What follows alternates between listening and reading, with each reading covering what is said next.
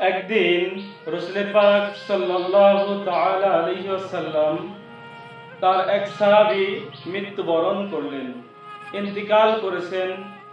রাসূল পাক আলাইহিস সালাতু ওয়াস সালাম সেই সাহাবীর জানাজার নামাজ আদায় করলেন। জানাজা দিয়ে রাসূল পাক সেই সাহাবীকে দাফন করার জন্য কবরস্থানে চলে গেলেন। দুজন সাহাবী কবর খননের কাজে ব্যস্ত থাকলেন। দুজন কবর খনন করছে এবং অন্যান্য সাহাবারা তারা সেই মৃত সাহাবীর চতুর্পাশে চুপচাপ বসে রয়েছেন।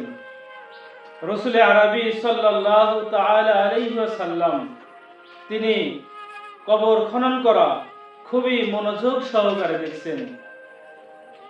এমত অবস্থায় রাসূল পাক আলাইহিস সালাতু ওয়াস সালাম সাহাবাদের জিজ্ঞাসা করলেন, হে সাহাবারা, আপনারা কি বলতে পারবেন মানুষের আত্মা কোথায় যায়? মানুষ যখন মৃত্যুবরণ করে তার আত্মার কি অবস্থা হয়? সাহাবারা খুবই আশ্চর্য হয়ে জিজ্ঞাসা করলেন, ইয়া রাসূলুল্লাহ, ইয়া হাবিবাল্লাহ, আপনি যদি দয়া করে বলতেন। রাসূল পাক আলাইহিস সালাতু ওয়াস সালাম তিনি একবার কবরের দিকে তাকালেন, আরেকবার আসমানের দিকে তাকালেন।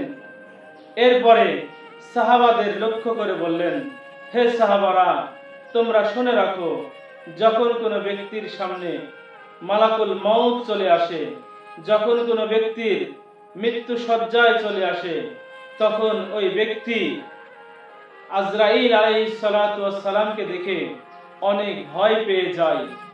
কিন্তু যদি সেই ব্যক্তি মুমিন হয়, আল্লাহওয়ালা হয়, তাহলে জিবরাইল আলাইহিস সালাতু ওয়াস সালাম এসে ওই মৃত যাত্রীকে সর্বপ্রথম এসে সালাম দেয় এবং তাকে অভয় দেয়, আপনার কোনো ভয় নেই, আপনার কোনো চিন্তা নেই। তার মাথায় হাত বোলায়, সুন্দরভাবে তার কাছে চলে এসে মাথার কাছে শিয়রে এসে বসে যায়। বসার পরে আজরাইল আলাইহিস সালাতু ওয়াস সালাম ওই মুমিন বান্দাকে বলে, ওই মুমিন বান্দা রূহকে বলে, আপনি আপনার উপরে আল্লাহর রহমত, আল্লাহর দয়া, আল্লাহর মহব্বতে আল্লাহর দেওয়া নিয়ামত আপনি কবুল করুন। আপনি এই দেহ থেকে আপনি বেরিয়ে আসুন।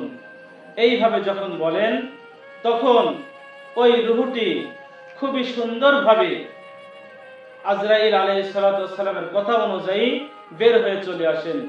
রাসূল পাক আলাইহিস সালাতু ওয়াস সালাম তিনি উদাহরণ দিয়ে বললেন যে, মনে করো একটা গ্লাস, একটা জগ, মনে করো এমন একটি জগ, এই জগের উপরে এই জগটি পরিপূর্ণ পানিতে ভরপুর রয়েছে। ভরপুর থাকার পরে এই জগ থেকে এক ফোঁটা পানি গড়াই পড়তে যেমন এতটুকু শব্দ হয় না, নিঃশব্দে আস্তে আস্তে বের হয়ে জগ থেকে পানি বের হয়ে চলে যায়, ঠিক তেমনি ভাবে মালাকুল মউতের কথা শুনে ওই রূহটা সুন্দরভাবে আস্তে আস্তে কোনো কষ্ট ছাড়াই বের হয়ে চলে আসে। সুবহানাল্লাহ। মুমিন বান্দার রূহ যখন বের হয়ে চলে আসে, তখন আসমান থেকে দুজন ফেরেশতা সুন্দর জান্নাতি একটি রুমাল নিয়ে, সুগন্ধি লাগিয়ে, সুতি কাপড়ের একটি রুমাল নিয়ে, চাদর নিয়ে সেই রূহটাকে আবৃত করে আসমানের দিকে চলে যায়।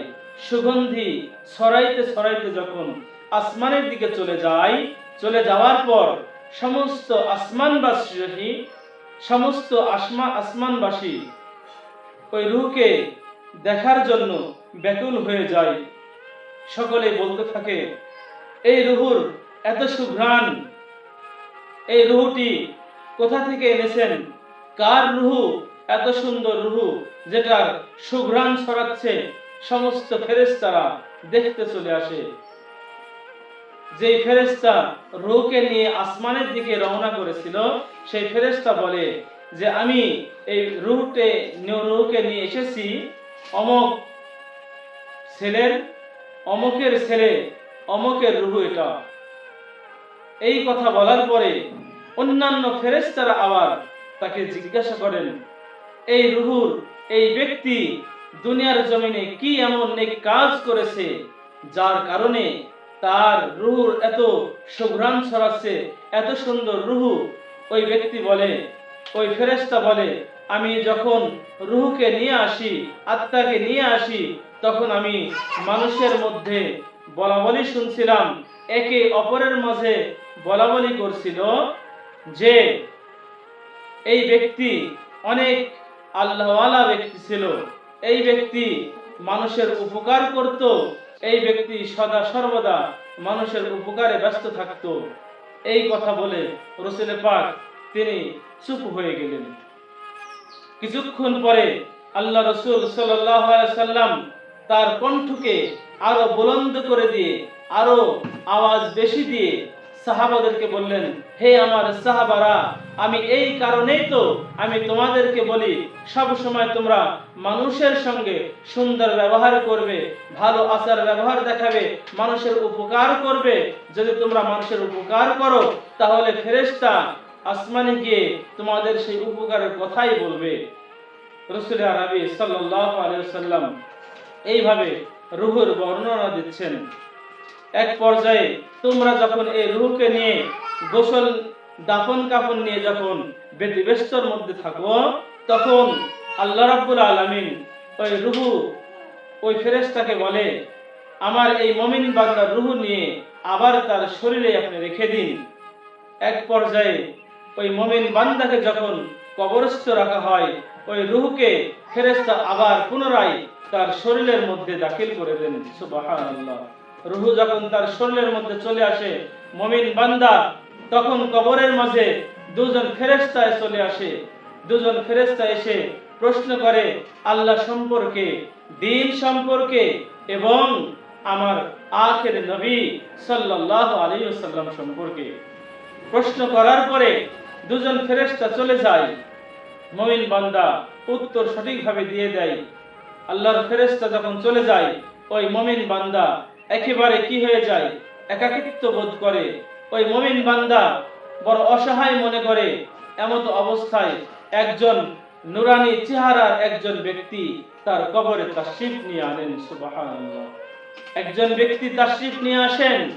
তাশরিফ আনার পরে সেই ব্যক্তিকে বলে, তা সেই আত্মাকে বলে, আপনার জন্য আল্লাহ রাব্বুল আলামিনের রহমত, আল্লাহ রাব্বুল আলামিন তিনার পরীক্ষায় আপনি উত্তীর্ণ হয়েছেন, পরীক্ষায় পাশ করেছেন, আপনার জন্য আল্লাহ রাব্বুল আলামিন বেহেশতের ব্যবস্থা করে দিয়েছেন। সুবহানাল্লাহ।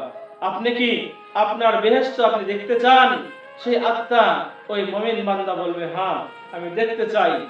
তখন সেই ব্যক্তি আল্লাহর ফেরেশতা তিনি কি করবেন, ওই আত্মাকে বলবেন, আপনি আপনার কবরের ডান পাশ দিয়ে তাকান।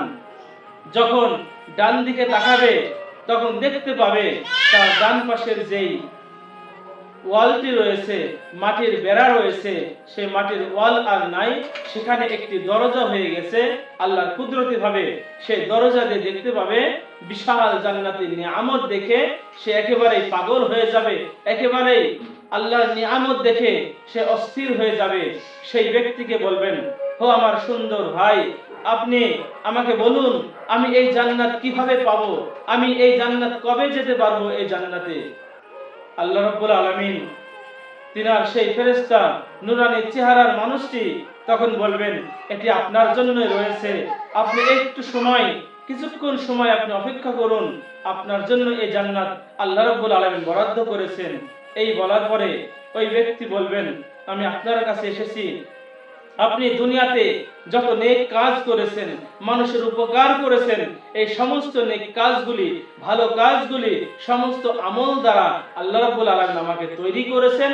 এখন থেকে আমি কিয়ামত পর্যন্ত আপনার সাথে আমি বন্ধু হয়ে আপনার কবরেই থাকবো। সুবহানাল্লাহ, সুবহানাল্লাহ বিহামদি। তার সাথে কবরেই থাকবেন। এক পর্যায়ে সেই আত্মাকে সেই নুরানি চেহারার ফেরেশতা বলবেন, আপনি জান্নাতের দৃশ্য আপনি দেখতে থাকুন। সেই আত্মা জান্নাতের দৃশ্যের দিকে তাকিয়ে থাকবেন। তাকিয়ে থাকতে থাকতে এক পর্যায়ে সেই নুরানি চেহারার ব্যক্তি ফেরেশতা তার শরীর মোবারকে হাত বুলিয়ে দিবেন এবং সেই ব্যক্তি জান্নাতের নিয়ামত দেখতে থাকবে।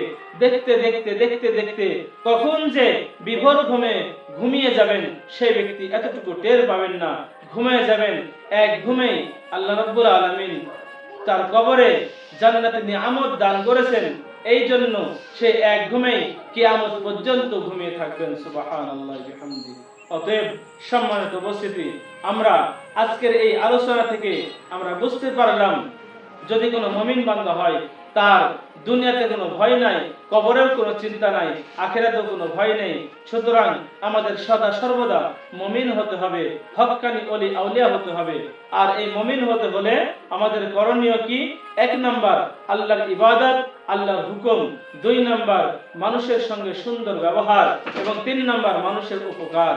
আজকের এই ঘটনা, এই হাদিসে মুবারাকা থেকে আমরা বুঝতে পারলাম, মানুষের উপকার, মানুষের সাহায্য এবং আল্লাহর ইবাদত বন্দেগী যদি আপনি আমি করে কবরে যেতে পারি, তাহলে এই ব্যক্তির মতো, এই ঘটনার মতো আপনার আমার কবরটাও আল্লাহ রাব্বুল আলামিন জান্নাতের বাগান বানিয়ে দিবেন।